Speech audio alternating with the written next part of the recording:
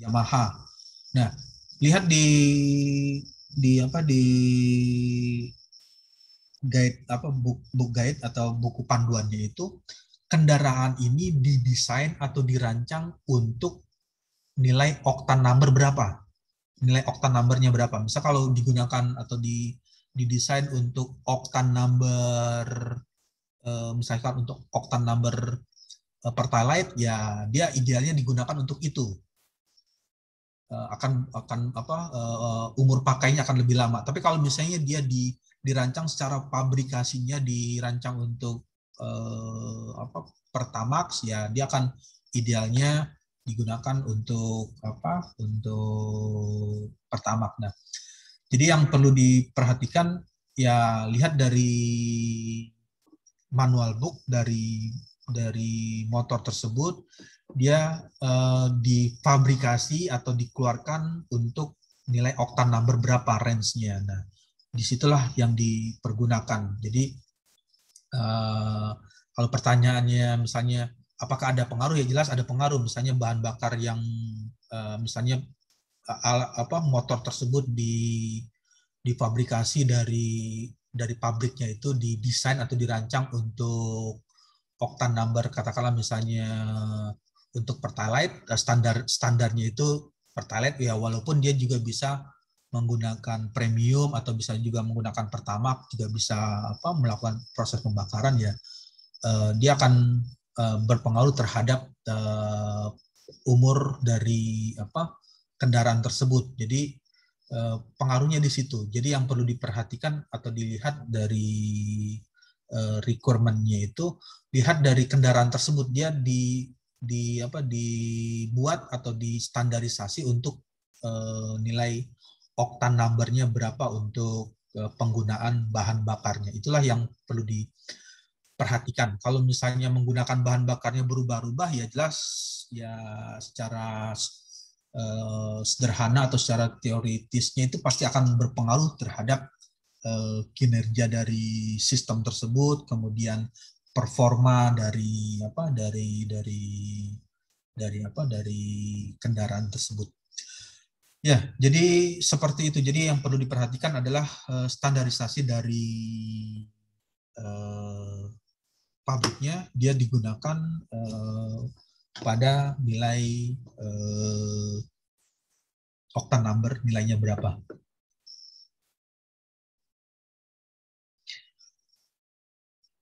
Oke, ada lagi pertanyaan?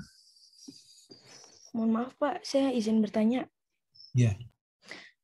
Kalau misalnya Pertamax 92 itu kan oktannya, Pertamax yang biasa kan oktannya 9,2 tuh Pak.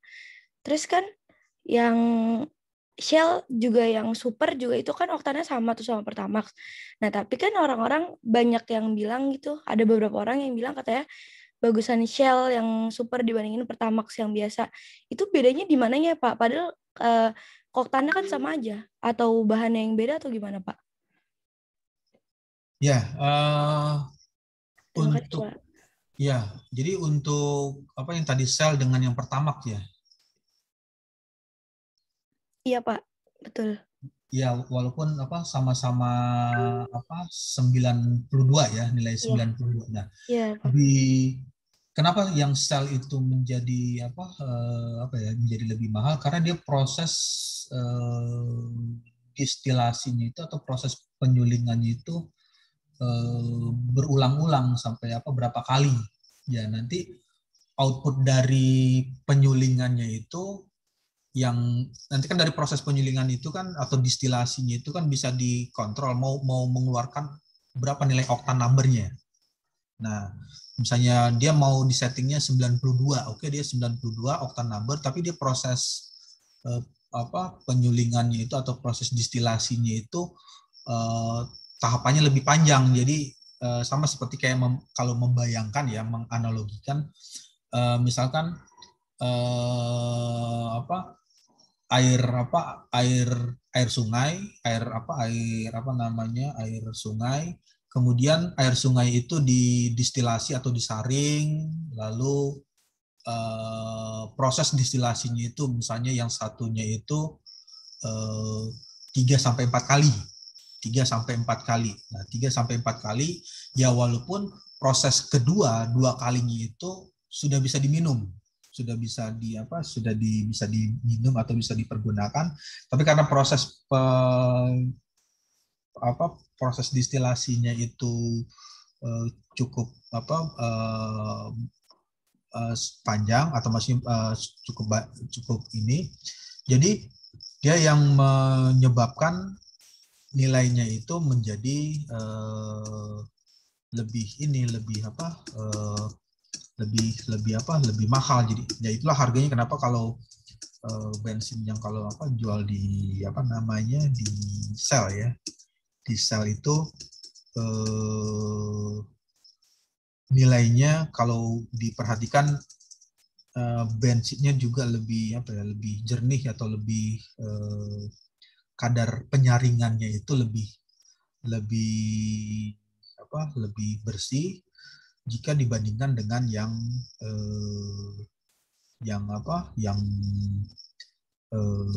biasanya. Nah, ya walaupun sama-sama memiliki nilai 92, parameternya sama, 92 oktan. Ya sama seperti kalau membayangkan atau mengibaratkan misalkan melakukan penyulingan atau destilasi air sungai. Yang satu didestilasi dua kali, 2 sampai 3 kali. Nah, yang satunya lagi misalnya didestilasi atau disuling sampai 3 sampai 4 kali.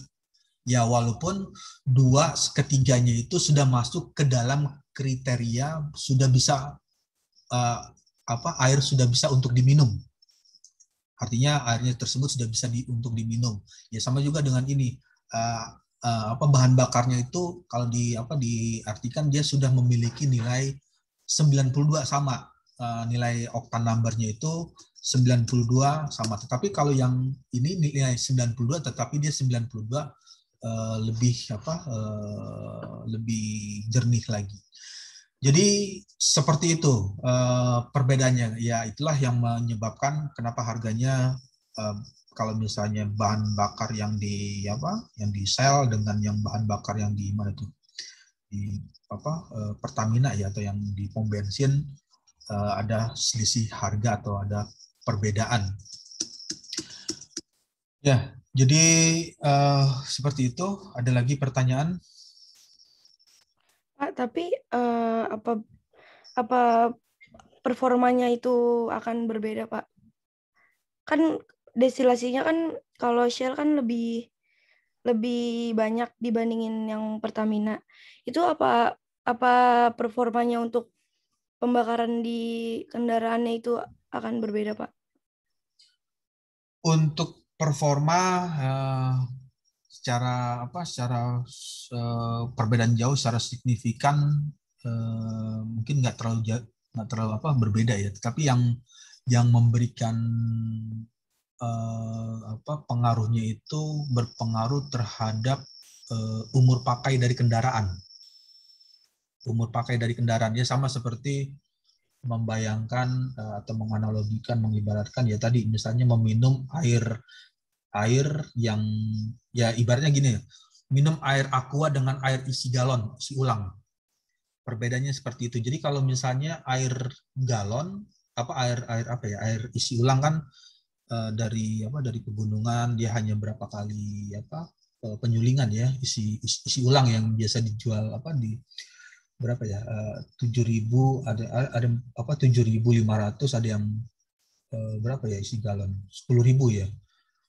Beda halnya dengan aqua galon yang standarnya itu berapa 18.000 ya atau 19.000 ya, walaupun kategorinya sama, kategori antara airnya itu sama-sama bisa diminum. Air isi ulang bisa juga untuk diminum, bisa untuk diminum. Kemudian air galon air aqua galon ya sama juga bisa diminum. Lalu bagaimana performanya? Performanya ya orang bekerja dengan air yang misalnya orang yang sehari-hari dengan minum aqua galon isi ulang dengan orang yang minum aqua bukan isi ulang ya agak-agak susah bedain ya. Misalnya kerjanya gimana. Misalnya ini pasti minum aqua isi ulang nih, agak berbeda kerjanya. Ya jelas ya agak susah untuk membedakan. Tapi secara uh, daya tahan tubuh atau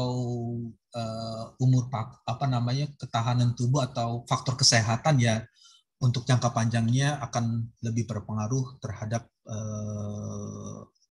aqua yang tadi yang bukan isi ulang. Jadi seperti itu gambarannya itu bayangannya ya. Kalau misalnya performanya ya hampir-hampir mirip, agak susah membedakan antara yang Pertamina dengan dengan Shell. Tapi kalau dilihat dengan umur pakai dari kendaraan ya nanti berpengaruh terhadap itu. Ya sama seperti orang yang minum aqua isi ulang dengan aqua tidak isi ulang. Jadi seperti itu.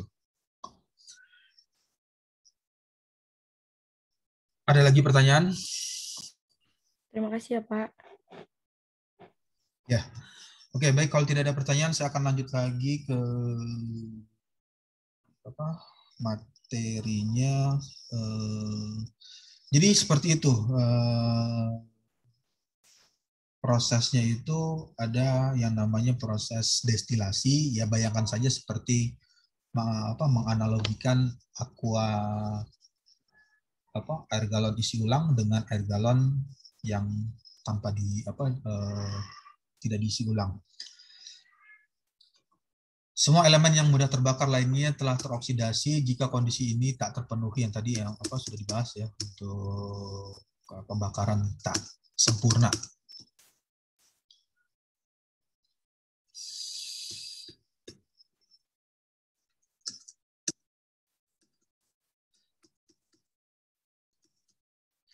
Kemudian untuk perhitungan pembakaran komposisi batu bara, oke, ini tadi ada karbon, jadi massa berbasis massa dalam bentuk relatif ada karbon, sulfur, hidrogen, nitrogen, oksigen, dan abu. Lalu membuat model udara pembakaran, oksigen dibutuhkan dalam reaksi pembakaran, kemudian oksigen murni digunakan hanya dalam aplikasi khusus atau aplikasi tertentu seperti melakukan cutting atau pemotongan, pengelasan. Pengelasan misalkan mengelas logam menggabungkan antara dua logam yang berbeda, dilas, itu dilakukan dengan proses pembakaran, memanaskan objek tersebut sehingga objek tersebut melakukan meleleh sehingga bisa dilakukan pengelasan dengan menempelkan menggunakan material lasnya untuk menggabungkan dua benda yang berbeda. Lalu umumnya aplikasi pembakaran udara menyediakan oksigen yang dibutuhkan, semua komponen udara selain oksigen digabungkan bersama nitrogen. Nah, ini adalah udara ya. Udara itu kalau udara ya, misalnya udara biasa seperti udara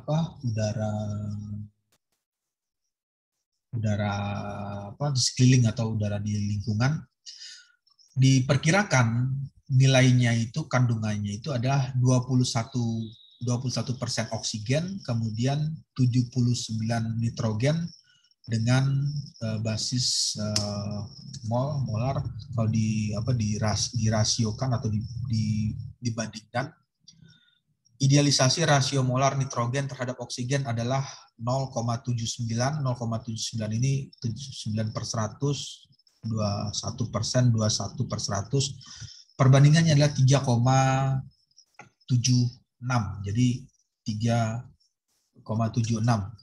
Sehingga jika suplai oksigen untuk pembakaran diberikan oleh udara, setiap mol oksigen selalu dipengaruhi atau diikuti dengan 3,76 mol nitrogen. Jadi ketika oksigen tersebut mengalir, maka mol udara tersebut mengalir dalam molekul ya, mol udara oksigen yang mengalir di udara itu ada 3,76 nitrogen yang bersamaan yang mengalir di udara. Rasio udara bahan bakar, jadi pada saat terjadi proses pembakaran itu perlu diperhatikan atau dilihat atau perbandingan berapa rasio atau berapa jumlah udara dengan bahan bakar atau rasio bahan bakar dengan udara. Rasio udara bahan bakar adalah rasio jumlah udara di dalam sebuah reaksi terhadap jumlah bahan bakar. Nah, di sini bisa dituliskan rasio tersebut bisa dituliskan ini adalah udara, air ada udara, kemudian fuel itu adalah bahan bakar. Jadi berapa jumlah mol udara dikali dengan jumlah massa air dibagi dengan jumlah mol bahan bakar dikali dengan jumlah massa bahan bakar. Itu adalah perbandingan rasio antara udara dengan bahan bakar. Oke, baik. Sampai sini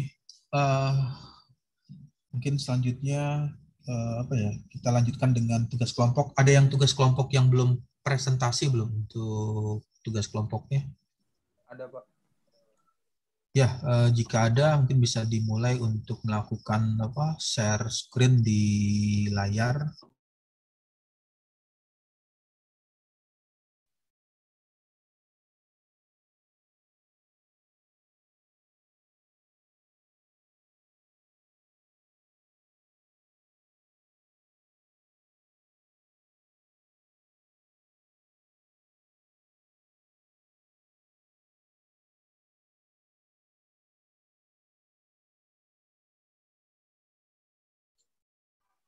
Oh, izin Pak. Kalau untuk recordnya siapa yang record Pak? Ya, yang mau record siapa? Saya Pak. Oke, coba di record. Baik Pak.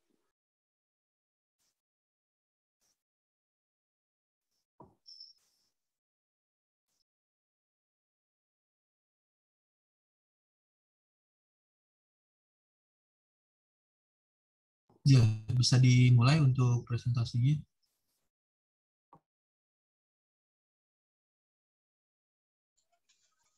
Baik, Assalamualaikum warahmatullahi wabarakatuh. Selamat sore, salam sejahtera bagi kita semua.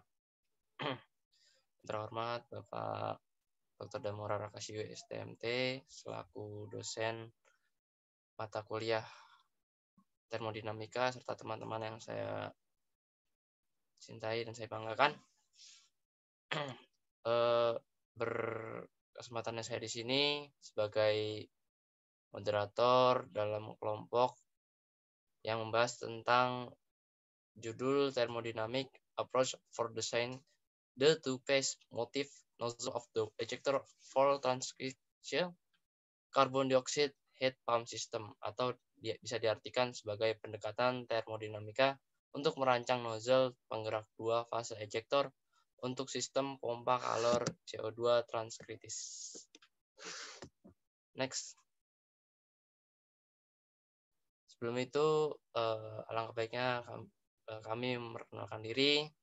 Yang pertama adalah Muhammad Desri Mardani dengan NIM 2010311112 sebagai pemateri dan juga moderator untuk memandu jalannya presentasi kali ini. Yang kedua ada Mohrafia Zurapasha dengan NIM 2010311013 sebagai pemateri kedua. Pemateri ketiga ada Albi Agi Rahmat dengan NIM 2010311034. Lanjut. Baik, dalam presentasi kali ini kami punya rundown, yaitu yang pertama akan diadakan dari penjelasan abstrak, lalu ke pendahuluan, setelah itu pemodelan matematika dan ditarik hasil dan kesimpulan, lalu dalam sesi terakhir ada sesi tanya jawab. Nah, dalam peraturan presentasi kali ini diharapkan untuk para partisipan untuk mematikan mikrofon selama jalan presentasi berlangsung, dan akan ada sesi tanya jawab di mana dalam sesi tanya jawab itu akan diberi kesempatan 3 pertanyaan. Ya, lanjut, next. Jadi jurnal ilmiah yang kita ambil sebagai dasar kajian atau dasar ringkasan adalah jurnal ilmiah yang ditulis oleh Muhammad Ridwal Jawad dan Zibin Yu dari Universitas Glasgow, Scotland, dengan judul yang telah dibacakan terlebih dahulu di awal. Lanjut. Baik, kita langsung masuk ke abstrak. Dari jurnal ilmiah yang telah kita pelajari, diambil kesimpulan atau beberapa bahasan di mana dalam abstraknya ini yang pertama adalah analisis termodinamika satu dimensi, yang dimana dikembangkan untuk merancang dan mengevaluasi kinerja nozzle primer dalam ejektor 2 fase yang digunakan dalam sistem pompa panas CO2 transkritis. Dalam 2 pendekatan termodinamika antara ideal dan non-ideal adalah diadaptasi untuk memodelkan proses ekspansi untuk perbandingan. Nah, yang kedua adalah adanya parameter operasi dan korelasi diadaptasi dari verifikasi studi eksperimental dan teoritis dalam literatur terbuka, di mana laju aliran massa, kepadatan, dan kualitas fluida kerja atau yang dihasilkan adalah karbon dioksida di seluruh nozzle primer dihitung. Ekspansi isentropik karbon dioksida melalui nozzle French Differ atau CD kemudian dipelajari dan ditelaah. Lanjut.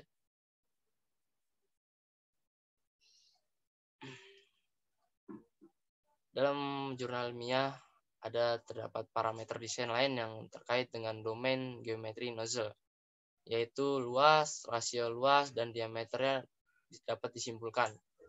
Dalam jurnal ini, hasil penelitian dapat menunjukkan bahwa pada bagian keluar nozzle, aliran 2 fase dan gelombang kejut normal terdeteksi. Dari abstrak tersebut bisa kita masuk ke pendahuluan, di mana ejektor 2 fase menggunakan sebagai perangkat ekspansi, di mana adalah salah satu solusi yang paling menjanjikan untuk mengatasi irreversibilitas tinggi selama proses ekspansi di pompa panas karbon dioksida transkritis HPS nomor 1-2. Sistem HP ini yang menggunakan ejektor 2 fase telah didemonstrasikan baik secara teoritis maupun eksperimental, yang menunjukkan peningkatan signifikan dari koefisien kerja atau COP yang telah kami baca dan kami pelajari.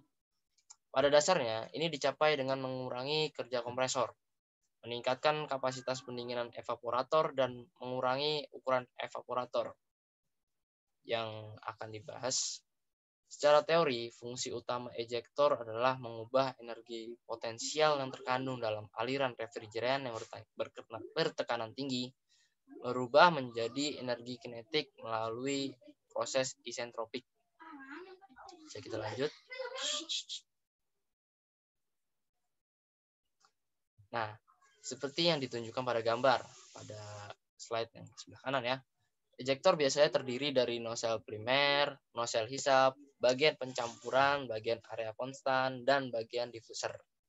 Nah, fungsi utama dari nozzle adalah untuk memperluas refrigeran yang keluar dari pendingin gas dari kecepatan subsonik ke aliran supersonik. Lanjut. Secara bersamaan ini mengurangi tekanan yang kurang dari tekanan evaporator di ruang pencampuran, di mana dari situ masukkan uap refrigeran dari evaporator ke zona pencampuran. Sebuah studi terbaru oleh Ahmed et al. Telah melakukan model matematika termodinamik untuk desain injektor. Namun dari situ parameter desain lain seperti lulus dan kontur nozzle tidak dihitung yang dari jurnal ilmiah sebelumnya. Lanjut. Nah, dalam penelitian ini, parameter desain ini serta karakteristik supersonic refrigerant telah dievaluasi untuk mendesain nozzle penggerak ejector 2 fase. Untuk tujuan perbandingan dari dua pendekatan telah diadaptasi untuk menghitung sifat termofisik CO2. Nah, pada model ideal atau satu model, sifat-sifat dievaluasi berdasarkan hukum gas ideal. Sedangkan pada model non-ideal atau ini model, sifat termofisik dihitung dengan software RefProp. Kedua model tersebut dikodekan oleh software MATLAB. Seperti nanti akan dijelaskan oleh rekan saya. Lanjut. Baik, kita lanjut ke pemateri kedua, yaitu pemodelan matematika yang akan dijelaskan oleh Mohrafi Azura Pasha. Pada Mohrafi Azura Pasha, dipersilakan. Oke, moderator, apakah sudah terdengar? Ya, sudah terdengar. Next.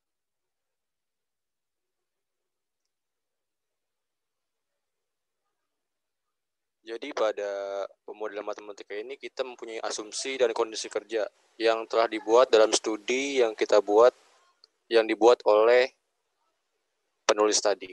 Yang pertama itu adalah karbon dioksida memasuki nozzle primer sebagai aliran satu dimensi yang adiabatik stabil superkritis dengan tekanan sebesar 11 megapascal dan suhu 35 derajat Celcius. Lalu yang kedua itu terdapat juga aliran isentropik yang sama-sama diasumsikan untuk I-model, sedangkan untuk Ni-modelnya dihitung dengan software RefProp. Lalu yang ketiga itu terdapat pendekatan tekanan campuran konstan diadaptasi dalam chamber pencampuran untuk memenuhi kondisi choking. Yang selanjutnya yaitu kondisi stagnasi yang diasumsikan di inlet nozzle penggerak. Dan yang terakhir terdapat efisiensi isentropik dari nozzle penggerak yang diasumsikan sebesar 85%. Next.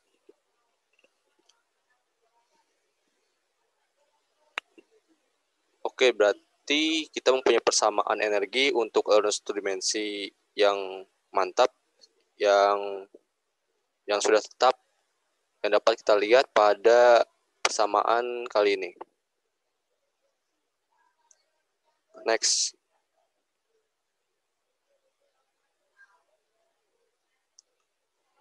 Lalu selanjutnya, kita memiliki keadaan-keadaan di mana terdapat keadaan 3 yang mewakili status refrigeran pada saluran masuk untuk nozzle dan keluarnya pendingin gas. Sedangkan keadaan bagian 4 itu mewakili bagian baik keluar nozzle dan ruang pencampuran seperti yang ditunjukkan pada gambar. Next. Lalu selanjutnya itu terdapat perubahan entalpi total yang terjadi di seluruh nozzle dengan persamaan yaitu H4-H3 yang dibagi menjadi sejumlah segmen untuk mendapatkan perubahan entalpi sehingga didapatkan bahwa H nozzle sama dengan H4 dikurang H3 dibagi N. Nah, untuk prinsip yang sama juga diterapkan untuk tekanan dengan asumsi tekanan masuk sama dengan tekanan pendingin gas yang terdapat di ruang campuran, sehingga sifat termodinamika lainnya seperti entropi, kepadatan, dan kualitas dihitung untuk RefProp pada setiap segmennya. Next. Nah, selanjutnya terdapat kecepatan fluida kerja saat keluar nozzle yang diukur dari persamaan satu tadi dengan asumsi sebuah kondisi yang stagnasi. Nah, area nozzle ini adalah rasio laju aliran massa karbon dioksida atau CO2 yang diibaratkan dengan M min P terhadap flux massa atau Rho kali U.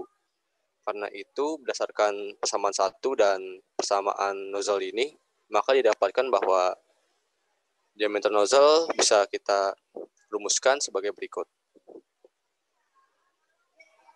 Next.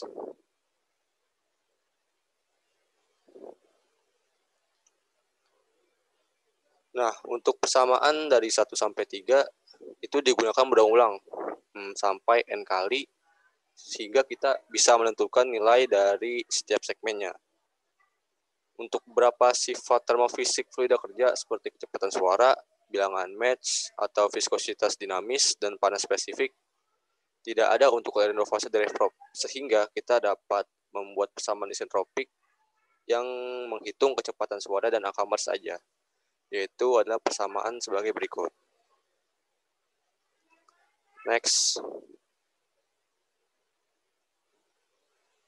Nah, untuk hasil saya kembalikan ke moderator.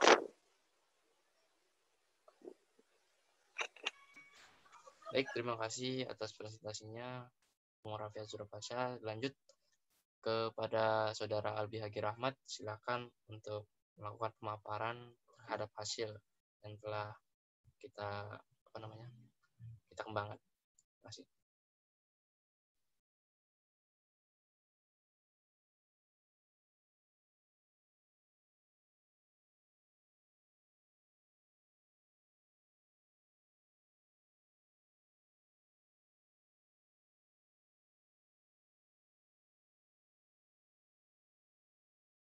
Tes, apakah suara saya terdengar dengan jelas? Ya, terdengar dengan jelas. Silakan. Oke. Albi Hagi Rahmat. Baik, saya akan menjelaskan tentang hasil yang diperoleh.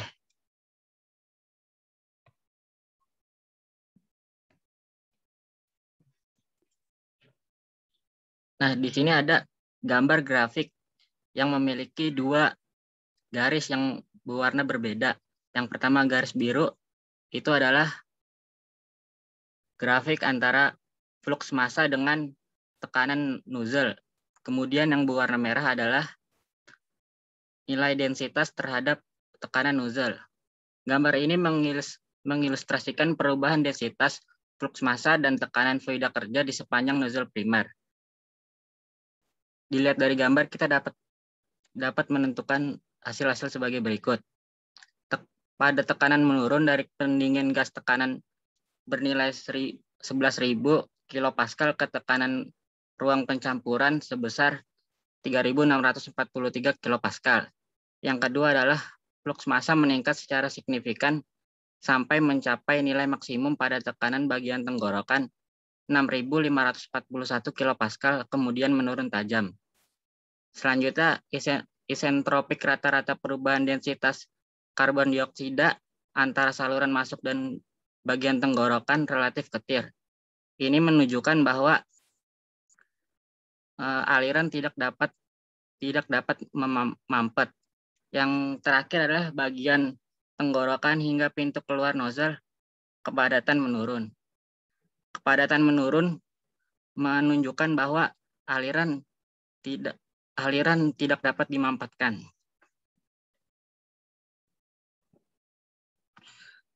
Yang selanjutnya ini adalah gambar di atas menunjukkan domain geometris 2 dimensi dan 3 dimensi dari nozzle primer untuk model non-ideal. Angka-angka itu mendukung bahwa nozzle motif adalah nozzle yang menyimpang cakupan. Pada tekanan tenggorokan, diameter nozzle mencapai nilai minimum sebesar 0,603 mm yang mewakili diameter tenggorokan.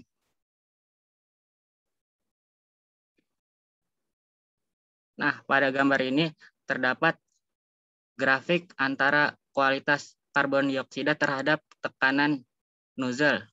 Gambar menunjukkan perubahan kualitas fluida kerja di sepanjang nozzle saat aliran diubah dari keadaan superkritis menjadi keadaan dua fase. Setelah melewati bagian tenggorokan dan pada tekanan tertentu sebesar 5.129 kilopascal, barulah bekerja fluida mulai berubah menjadi aliran dua fase dan keluar dari nozzle dengan kualitas hampir 30%. Nah, yang selanjutnya ini adalah gambar dari grafik Mach number terhadap tekanan nozzle. Fluida kerja mengembang melintasi nozzle primer dari kecepatan subsonik ke supersonik. Ini memasuki nozzle di kondisi stagnasi U sama dengan 0 atau U itu bisa disebut densitas di sini. Kemudian dipercepat melintasi bagian cakupan menjadi kecepatan subsonik, yaitu nilai Mach di bawah daripada 1. Pada bagian tenggorokan, kecepatan meningkat menjadi kecepatan sonik, di mana nilai Mach sama dengan 1, menunjukkan bahwa kondisi choking terpenuhi dan aliran zat pendingin mengembang secara supersonik dalam bagian divergen, di mana nilai Mach lebih dari 1.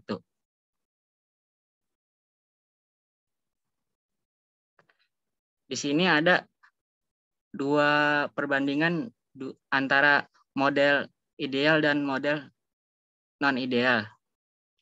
Di sini terdapat gambar grafik antara turunan itu terhadap nilai Mach. Dari perbandingan grafik di atas dapat kita ambil hasilnya ketika nilai Mach di bawah dari 1, nilai turunannya adalah negatif, di mana dA per du kurang dari 0. Selanjutnya ketika nilai Mach sama dengan 1, maka rasio dA per du sama dengan 0. Dan yang terakhir, jika nilai Mach lebih dari 1, rasio turunan untuk kedua model positif atau dA per du lebih dari 0.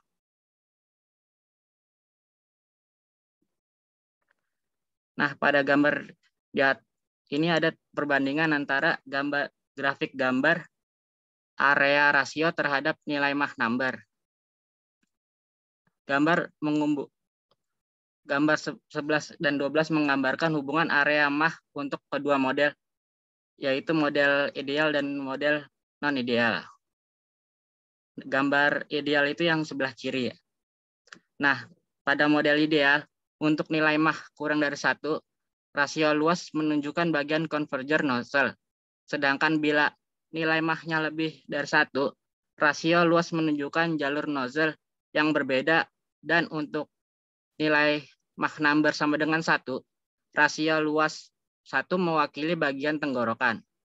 Nah, pada model non-ideal yang pada gambar sebelah kanan, terlihat bahwa bagian tenggorokan relatif lebih panjang dari model ideal.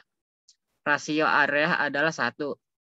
Bilangan Mach berkisar dari 0,4 hingga 1,68, menunjukkan bahwa bentuk nozzle primer yang diprediksi oleh model non-ideal tidak mengikuti pola divergen konvergen yang khas. Sebaliknya, ia memiliki konfigurasi bagian divergen tenggorokan lurus yang konvergen. Baik, saya kembalikan kepada moderator. Baik, terima kasih Saudara Albiagi. Dari sini kami menerima 3 pertanyaan, di mana dari pertanyaan tersebut akan kami tampung terlebih dahulu dan akan kami jawab. Kepada para partisipan, silakan yang ingin bertanya. Terima kasih.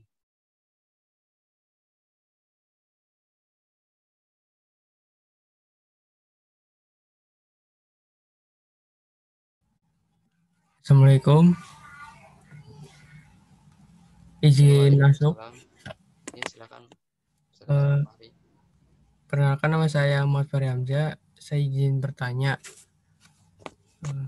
Tadi di slide berapa saya lupa, tetapi di situ ada grafik kualitas dari CO2.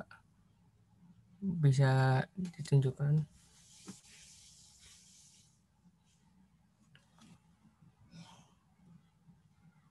Dari grafik CO2 itu ada yang namanya membahas tentang aliran superkritis. Nah, apa sih yang dinamakan dari aliran superkritis itu? Apa bisa dijelaskan untuk Saudara Destri dan teman-teman? Baik, terima kasih Muhammad Fahri Hamzah atas pertanyaannya. Lanjut pertanyaan kedua ya. Jadi pertanyaannya akan kami tampung dulu ya.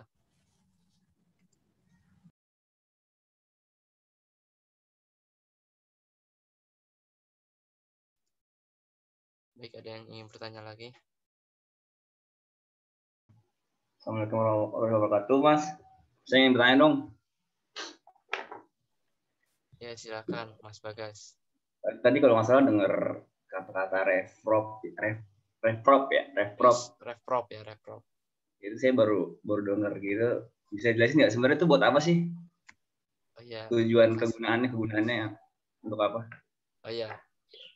Terima kasih Mas Bagas. Jadi pertanyaannya apa itu refprop dan kegunaannya ya, dan apalah istilah cara menggunakan dan lain-lainnya. Begitu Mas Bagas. Betul, Mas. Ya, terima kasih pertanyaan Mas Bagas. Nanti akan kami tamu dulu ya, akan kami jawab. Silakan untuk pertanyaan ketiga. Ada yang ingin bertanya lagi?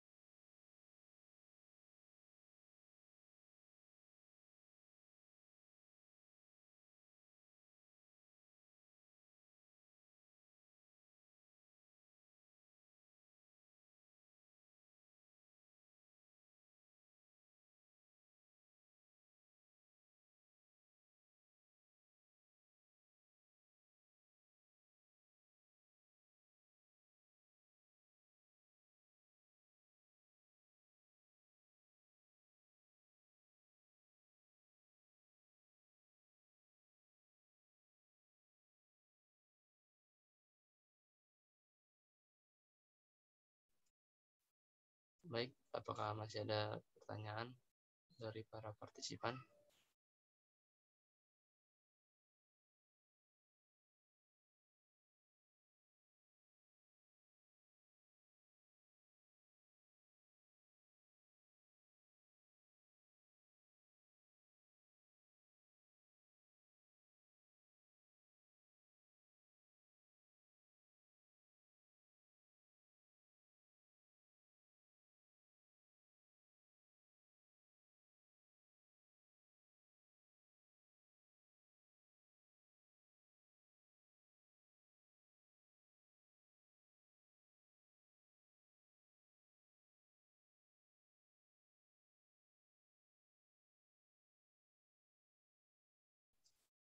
Jika tidak ada, maka pertanyaan akan kami tutup.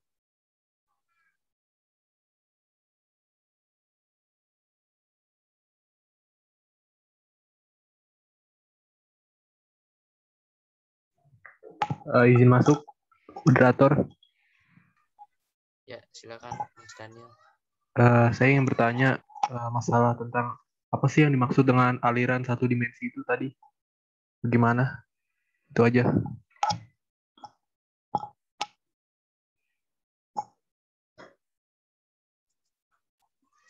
Baik, terima kasih Mas Daniel atas pertanyaannya. Pada pertanyaan ketiga, yaitu apa sih yang dimaksud dengan aliran satu dimensi ya, Mas Daniel? Iya. Ya, baik, terima kasih. Untuk pada Mura, kami minta izin untuk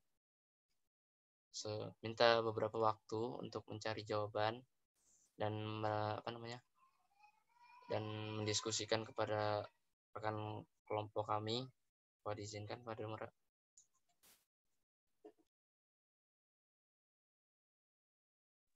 Ya, sekitar 5 menit atau 10 menit ya. Baik, terima kasih Pak.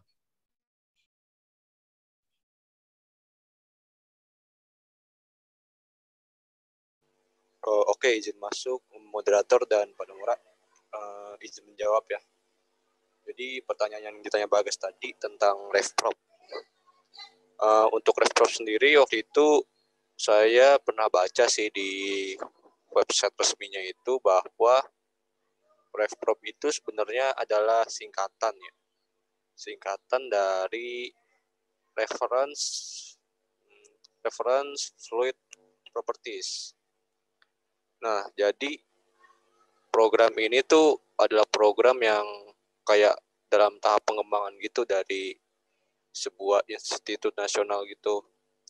Nah, kegunaan dari program ini tuh untuk menghitung sifat termodinamika dan sifat pengangkutan cairan yang penting dalam hal industri maupun dalam hal pencampurannya. Nah, RefProp ini tuh sebenarnya punya dasar bahwa pemodelannya ini tuh adalah pemodelan berasal dari fluida murni dan campuran yang paling akurat yang tersedia saat ini. Nah, sehingga tuh hal-hal yang model-model tadi itu mengimplementasikan 3 model yang kita bahas di sini tuh masih 2 model, yaitu model yang I sama dan NI tadi untuk sifat termodinamika cairan yang murninya. Kurang lebih seperti itu pertanyaan dari Bagas ya.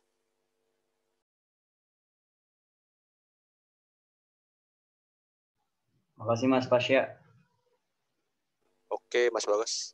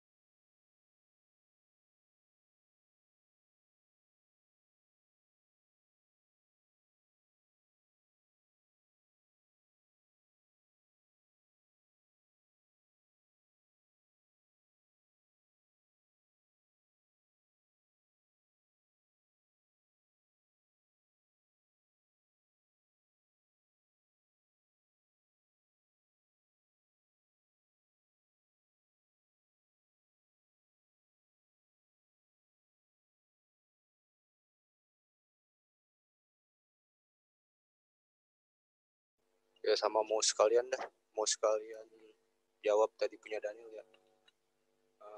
Daniel tadi nanya apa yang dimaksud dengan aliran satu dimensi ya.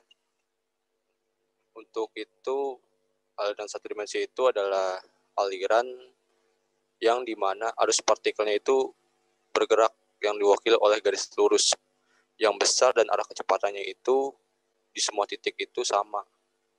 Nah, kecepatan yang tegak lurus ini nih ada kecepatan dengan garis arusnya yang diabaikan. Tapi kecepatannya itu mewakili keseluruhan penyimpangan-penyimpangan kecil seperti aliran pada lingkungan. Nah, parameter-parameternya itu biasanya bentuknya itu berupa kecepatan, tekanan, dan kedalaman. Contohnya itu selain pada nozzle ini juga pada pergerakan pipa kalau nggak salah deh. Kurang lebih seperti itu, Daniel.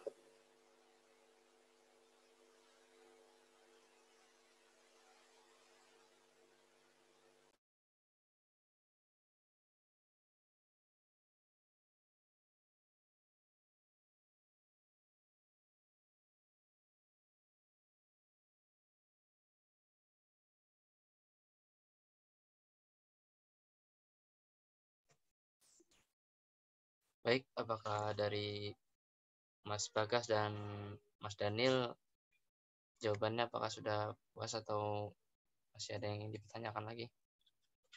Sudah jelas. Terima kasih. Baik, terima kasih Mas Daniel. Ya, baik, terima kasih pada Mas Daniel dan Mas Bagas. Dan untuk pertanyaan Mas Fahri, apakah bisa diulang lagi untuk pertanyaannya?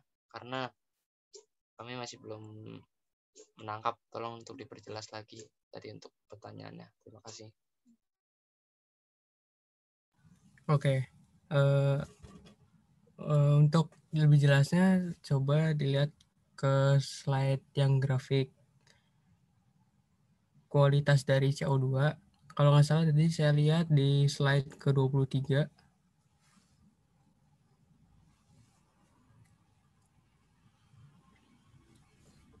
Nah, baik di situ kan gambar itu menunjukkan perubahan kualitas. Yang saya tanyakan itu di situ kan ada aliran superkritis. Nah, aliran superkritis itu aliran seperti apa gitu? Bisa dijelaskan secara detailnya gitu. Ya, baik Mas Fahri atas pertanyaannya. Sebentar ya.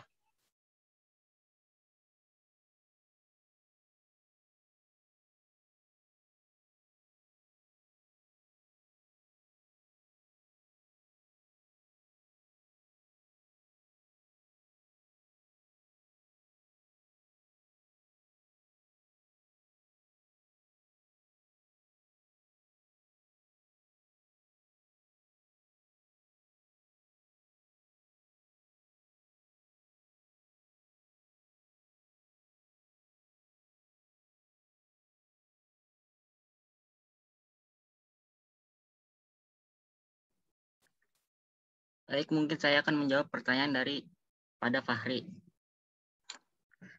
Jadi, aliran superkritis itu adalah nilai bilangan Freud-nya itu lebih daripada 1.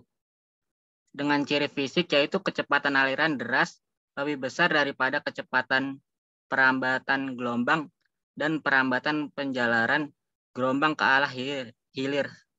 Itu sih singkatnya pengertian dari aliran superkritis. Bagaimana Saudara Fahri? Jadi aliran superkritis itu aliran yang lebih besar gitu ya kecepatannya dari gelombang ke arah hilirnya gitu. Ya, betul. Seperti itu singkatnya. Oke. Sudah cukup jelas? Ya, baik. Oh iya, satu lagi. Untuk membedakannya itu apa ya? Yang dengan aliran yang lainnya tuh. Hal yang paling membedakan.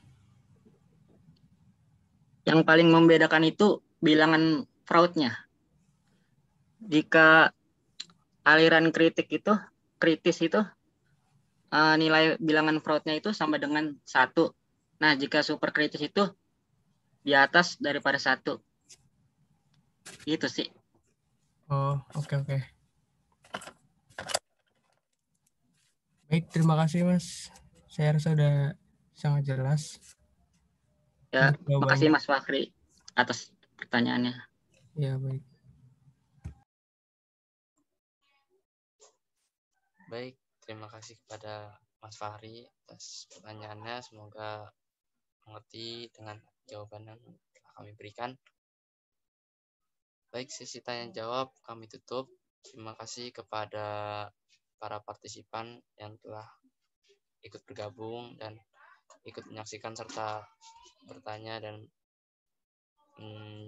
merhatikan dan apa yang kami jelaskan. Kami mengucapkan terima kasih atas partisipannya dan kami mohon maaf apabila masih terdapat kekurangan dari segi penyampaian materi maupun dari slide yang kami tampilkan. Selebihnya terima kasih dan mohon maaf, kami kembalikan kepada Padmora, dipersilakan. Terima kasih. Ya, suaranya bisa jelas didengar ya. Suaranya jelas terdengar ya. Jelas, Pak. Ya, jadi nanti untuk apa yang tadi baru setelah melakukan presentasi tadi jawabannya yang disampaikan itu dituliskan di PPT-nya, di PowerPoint-nya, jawaban apa yang diberikan, kemudian pertanyaan apa yang ditanyakan, lalu ditulis di PowerPoint, kemudian di-upload di Edmodo dengan nama kelompoknya, kelompok berapa, urutan keberapa, terus anggota kelompoknya, anggotanya siapa saja. Kemudian upload juga yang recordnya, karena tadi kan bisa direcord yang direkam, rekaman dari presentasi kelompoknya di-upload di Edmodo. Yang kelompok ini kelompok berapa ya? Kelompok 6, Pak. Masih ada lagi nggak yang belum presentasi? Masih cukup banyak sih, Pak. Ada berapa? Kalau nggak salah, 2 apa? berapa ya kemarin? Bentar, Pak. Lebih dari 2 sih kayaknya sih. Lebih dari 2 ya. Ya, mungkin di minggu depan kita kita selesaikan atau tuntaskan untuk semua kelompok yang belum presentasi tugas kelompoknya. Ada 2 atau 3 ya, sekitar 2-3 kelompok yang belum ya. Kurang lebih sih gitu, Pak. Daftarnya hilang soalnya. Iya. Jadi nanti di minggu depan nanti kita selesaikan untuk presentasi tugas kelompok yang belum di minggu depan. Kemudian karena presentasinya sudah selesai ya, jadi nanti di minggu depan kita ketemu lagi ya untuk mata kuliah termodinamika. Sebelum perkuliahan nanti saya akan mulai dulu dengan materi perkuliahan, lalu dilanjutkan dari tugas kelompoknya dan diskusi tanya jawab untuk tugas kelompok untuk materi, kemudian untuk tugas presentasi kelompoknya. Waktunya mungkin udah sekitar jam 6 ya, walaupun jam 6 kita cukupin aja sampai di sini. Nanti kita ketemu lagi di minggu depan untuk mata kuliah termodinamika. Kemudian untuk PPT yang tadi, materi PowerPoint yang tadi bisa di-download di Edmodo. Dengan satu lagi, jangan lupa untuk menuliskan absen ya, untuk yang mengikuti perkuliahan termodinamika. Jangan lupa menuliskan absen di Edmodo dengan menuliskan nama dalam kurung NIM, nomor induk mahasiswa, ya tujuannya adalah untuk memudahkan identifikasi atau merecord lembar absennya nanti yang akan dimasukkan ke sistem online-nya, disiapkan online. Oke, berakhirnya juga perkuliahan untuk mata kuliah ini termodinamika. Saya ucapkan selamat sore. Wassalamualaikum warahmatullahi wabarakatuh. Waalaikumsalam warahmatullahi wabarakatuh. Waalaikumsalam. Terima kasih, Pak. Terima kasih, Pak. Terima kasih, Pak. Halo, Apis. Hai, Jasmine. Masih ada Recordnya matiin dong. tahu. Hai, Jasmine.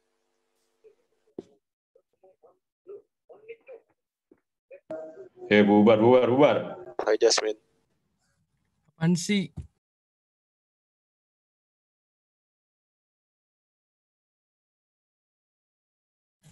Jal, lu habis kemo, Jal. Pahri ngasal banget anjing. Masih di record, Bang. Ayo, omongannya. Astagfirullah. Dia mandi yuk. Yo, mandi yang belum mandi.